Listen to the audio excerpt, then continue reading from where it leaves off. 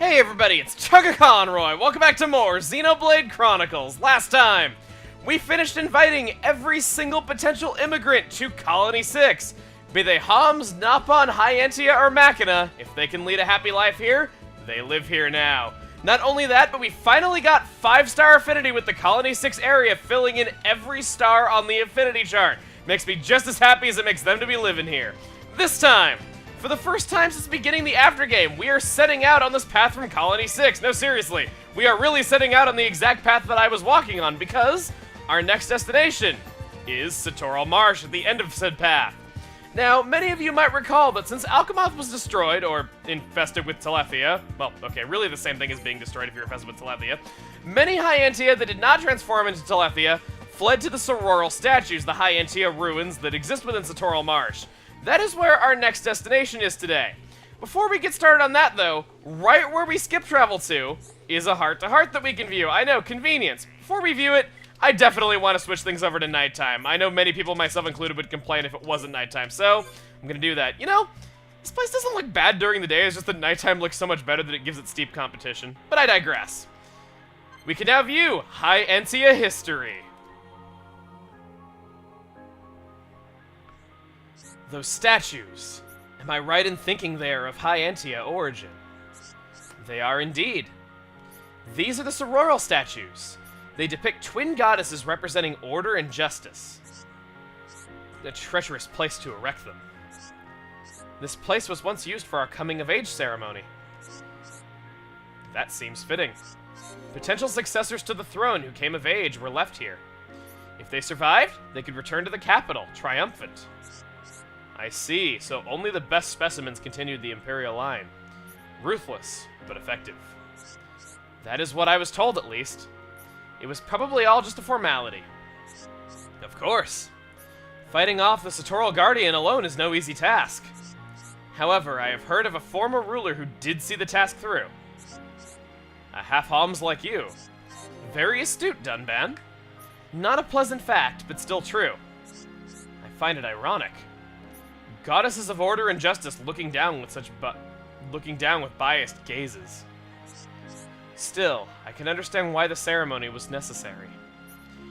It must have been the only way to secure the people's trust. The same reason you face the tomb, right? Calm yourself, Melia. Whenever you feel afraid, know that we're here to protect you. I know, Dunban. You saved my life at the tomb. I will never forget the debt I owe you and the others.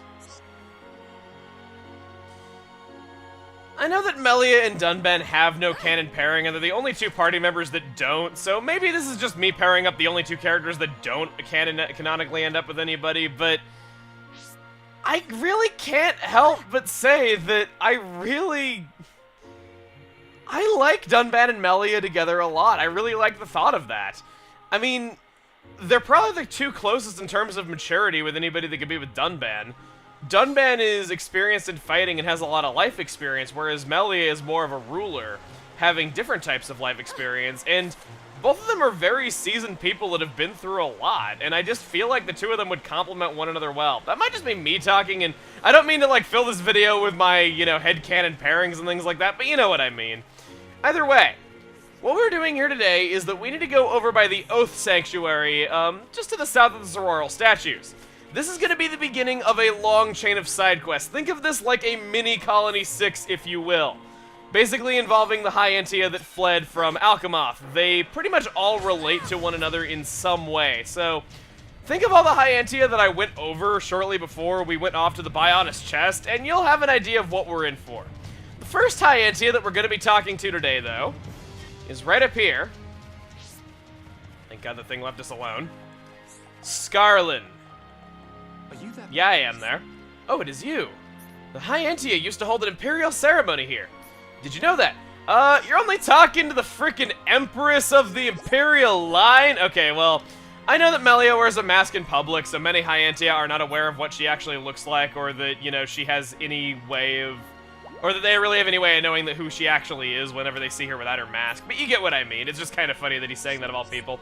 I did not think you knew. Wow, you are really in the dark here, buddy. The tradition died out long ago, so it's hardly common knowledge. A friend in the Ministry of Records told me while we were out drinking. He has changed into a Telethia now, though. Anyway, regarding the ceremony. It requires 4 radiants scattered around the world. I believe them to be in places with links to my people. The ceremony was conducted at the emblem over there. When it was over, they would be granted something important. That is all I remember. Coming to this place reminded me of the ceremony, you see. I am only telling you because I think you might be able to do it. Will you give it a try? I have heard of the old Imperial ceremonies. I wonder what they were like. As a High Entia, I would certainly like to try it and see.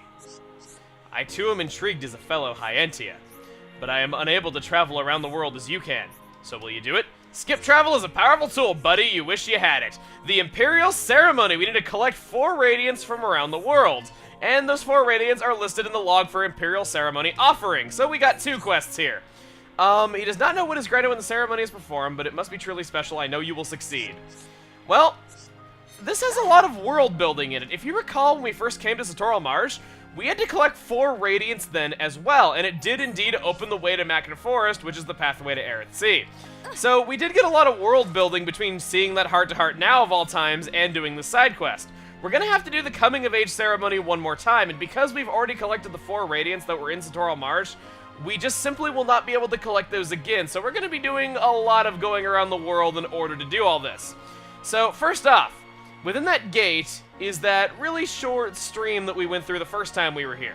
I want to meet you guys inside. He's still a tuna. On the side of the stream, there's a pathway that'll take you up to this bridge. Should you go over it, right in here is the Mist Radiant here at this basin. Now, what's really cool is there's actually some water in there. A lot of really small details they really didn't have to do. I'm a big fan. As for the others, they are in other locations around Bionis.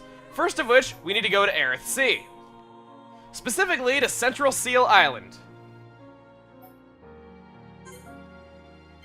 You're gonna find it up at the switch that was used to release Prison Island back during our first visit there. Third is in the ceremony hall at the very end of the High Entia tomb. You're gonna find it right at the altar as soon as you skip travel there, where we fought Tyrea. And lastly is the sealed tower on Valak Mountain.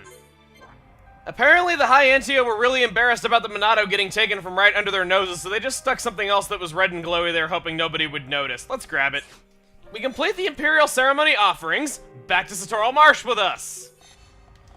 If you're at all like me, you probably went back to go talk to Scarlin, thinking that he would still be there and you had to talk to him first before carrying on with things. Nope, he is not there anymore. Instead, you just take the glory for yourself and do the ceremony all on your own. We put it into the adulthood emblem.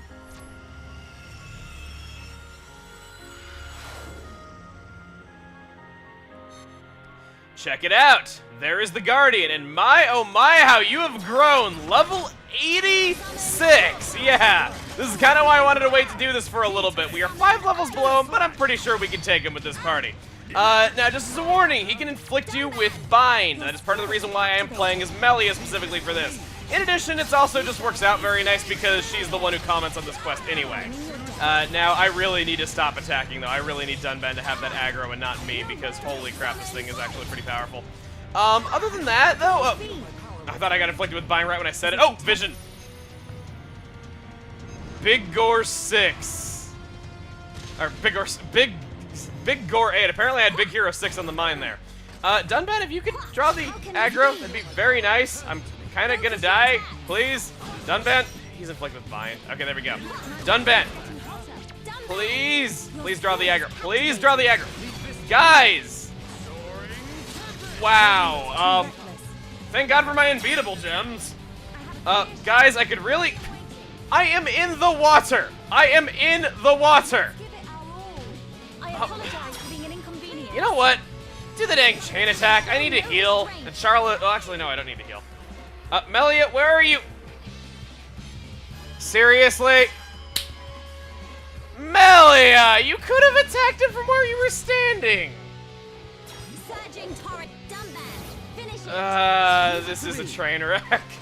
This is such a train wreck of a battle. Holy crap. Wait, Charlotte was cooling off as well. Okay, I need to get around here. I need to get back on. I need to get back onto that platform. I'm not really complaining that, if anything, this is going to make Melia have, like, no aggro compared to Dunban, but still, it kind of sucks that I'm just kind of stuck there. Alright, let's get back to fighting, guys. Come on, let's get it together. We really need to get things going. I'm in burst mode right now, so at least I'll do more damage. I can also do Mind Blast again, so at least that's something. Go for it. Probably immune to it. No, he resists it. Okay, so if I can do that during a chain attack, it shouldn't be much of a problem. But still. Is the aggro on... It is. Wow. Okay, no, it's not anymore. But, yeah, I was just kind of like...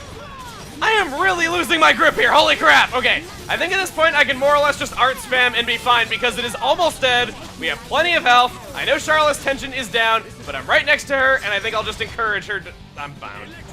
Okay. Well, so much for encouraging Charlotte. I don't really do that all that much anyway, if you haven't noticed. For completing that, for completing the coming of age ceremony again, we get the High Entia emblem.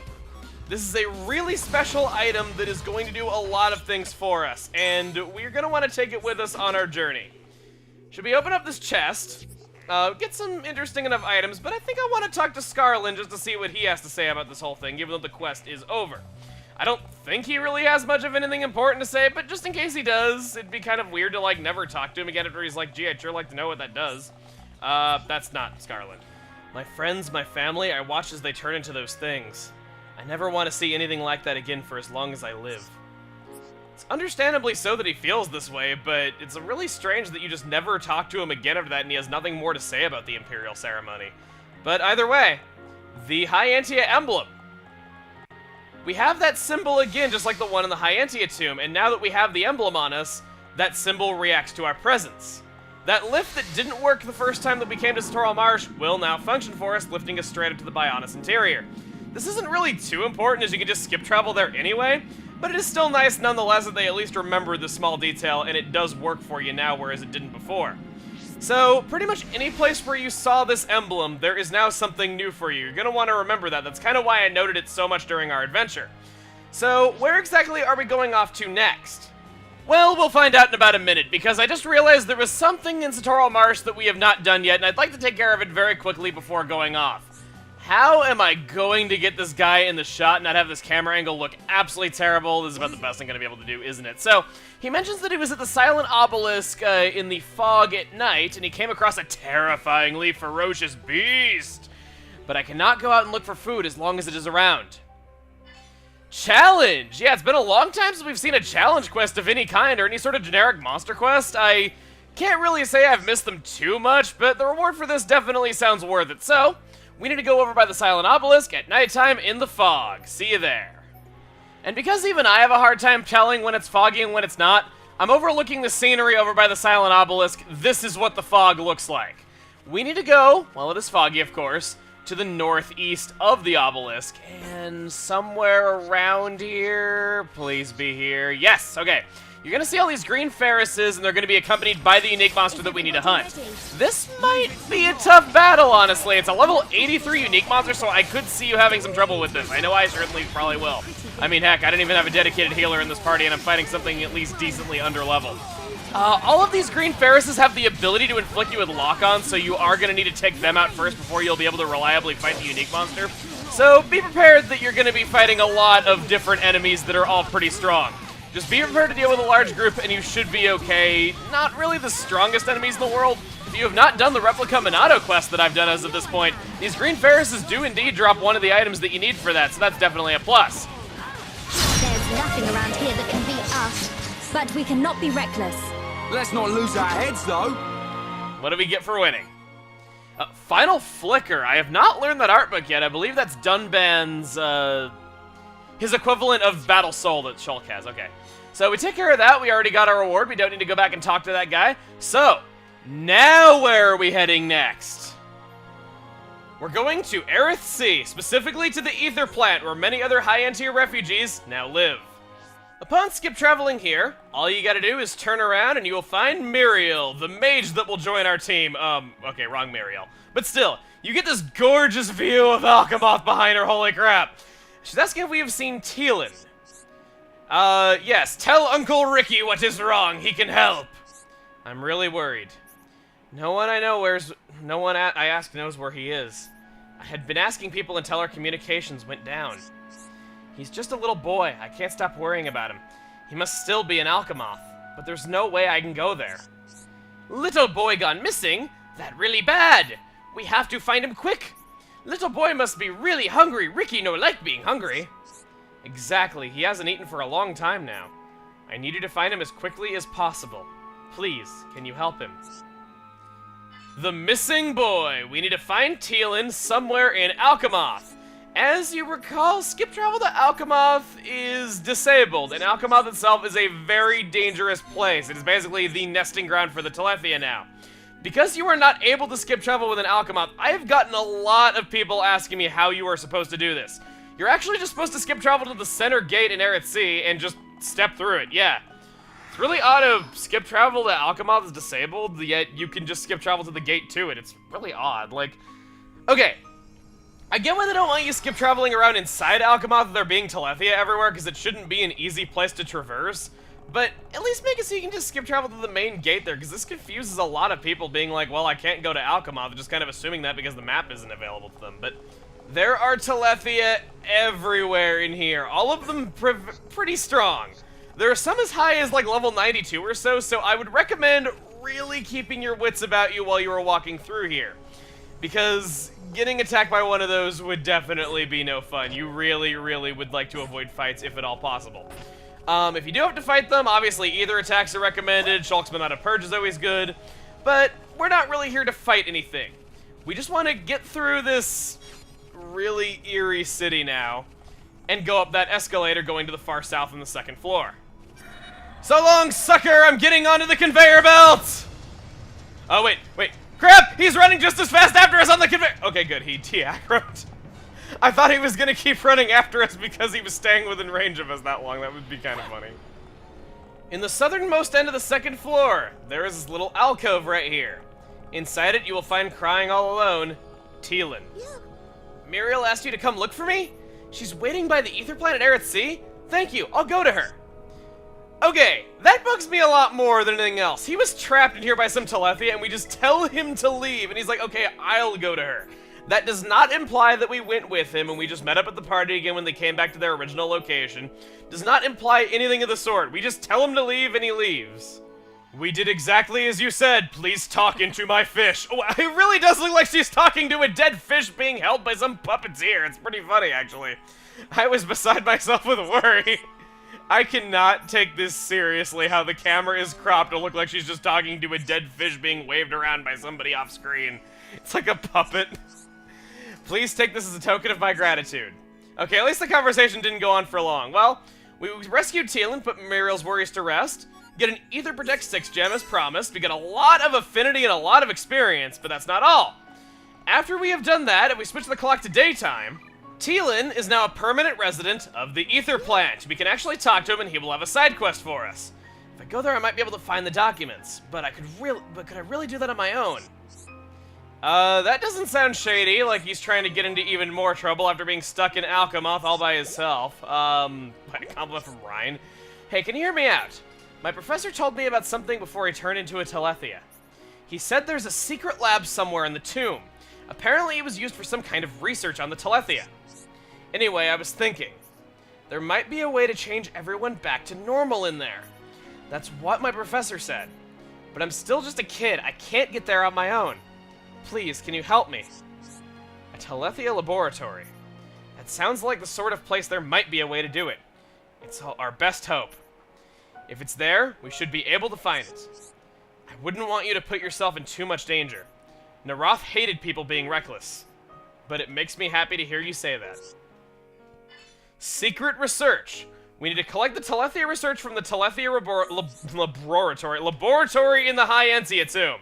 This is an area that we have never been to before, so we're actually going to be exploring some new places in the tomb. Yeah, the tomb didn't really seem all that big before, but there are still places in it that we have yet to go to, so for those of you thinking that it was actually kind of small, well, I'm not going to say this will make it huge, but it will definitely make it a little less small. Back to the ceremony hall where we got the Radiant earlier.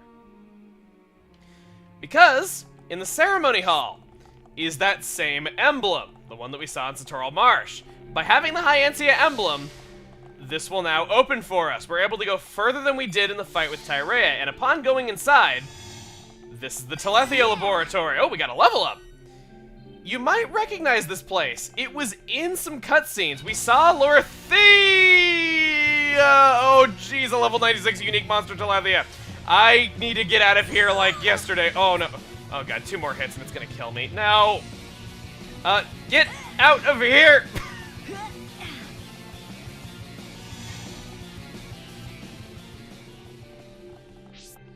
Back to what I was saying. You might recognize this place because we saw Dixon, Alvis, and Lorthia talking in it during one cutscene. We also saw the first instance of Lorthia in a cutscene. She was just kind of looking at this spear, and there was like a Telethia in this tube and everything like that. So yeah, there was a lot of foreshadowing here, and it's another example of a place that, if you can see it, you can actually go there, even if it's a place that seemingly has only appeared in a cutscene up to that point. Really nice little detail, and something they really didn't have to do. I'm actually a big fan of like how it actually connects to a place that we went to, and it wasn't really that far away from where we fought Tyrea. It also explains how that Telethia that Lorthia was overlooking, like, it explains how, seeing that shot, rather, explains how a Telethia just seemingly came from out of nowhere when we were fighting Tyrea. It's all really cool. Either way, though, we got the papers you wanted. Let's talk to you. Are these the documents? They're really dirty, must be because they're so old. Interesting stuff. These are the ones, all right. They're all about the Telethia. Thanks, guys. I don't know how far I can get, but I won't let my professor down. I don't want to just sit around feeling down anymore. I'll find a way to make everyone back to normal again. Thanks again for your help. Oh, what a relief. Another problem solved. Right on. Well worth the effort. I'd say it is. Right, time to get to some serious research. I wish I could be that gung-ho about homework, but then again, if the fate of humanity, or at least my species in general, just kind of depended on that. See, if schools just put humanity in danger, I would care a lot more about my homework. We are all done with side questing here for today, but believe it or not, I actually want to go back into Alchemoth. Yeah, why would I want to go back into that forsaken place? Well, believe it or not, on the outer rim of the second floor, we are going to brave these level 87 killing machines so that we can have a spectacular view and enjoy a heartwarming moment. Wait. Oh, I don't have Charlotte in the party. Damn it. Okay, don't notice me while I switch them around. Please, please, please. I do not want to sneak past those guys again. Charlotte, Melia. Okay, good. We are all good here. Let's view Ancient Astrology. Luckily, the Telethia will at least permit us to do this on their turf. They will not attack us while we're in the middle of a heartwarming moment. What's the matter, Charlotte? Why are you standing here? The stars. They're beautiful, aren't they? Knowing that they're the same stars I see back home, it makes me feel at peace. Yes, I feel it too. Melia, you know anything about fortune-telling? Of course I do. It's about telling the future based on one star sign. That's right. I thought only Homs knew about fortune-telling. I know nothing of its origins, but practitioners have existed for countless generations. Amazing to think that the people of old looked up at the same sky as us. Quite amazing, yes. So, do you believe in fortune-telling? Yes, I do. Is it unbecoming of me to dabble in such things? No, not at all, Melia. All girls love this stuff. Don't you worry yourself. Oh, thank goodness. I always wondered, you know? Tell me, Melia, what's your star sign? The Rhapsodist. How about you, Charla? My star sign's the Perfumer. You and me have great compatibility, Melia. I had guessed as much. Considering how high their affinity has been risen, I'd be very surprised if they didn't. You're even better reading people than me. Well, okay, that was a fun one. Not really all that special! Achievement Heart of the Matter, get away from me, please! Leave me alone! Is that... Oh no, level 90. Oh boy, stop wiggling your flaps at me and just leave me alone. Okay, good, that's all I had to do was just install his flaps, and then we were good. Okay, well, we completed the coming-of-age ceremony in Satoral Marsh once more. We got the High Entia emblem, which allowed us to access some new areas in the High Entia tomb, and we began working towards hopefully turning all the Telethia back into High Entia. Next time on Xenoblade Chronicles, we're going to be going around the world a little bit more, seeing if we can get a little bit more to the heart of the matter. See you guys then.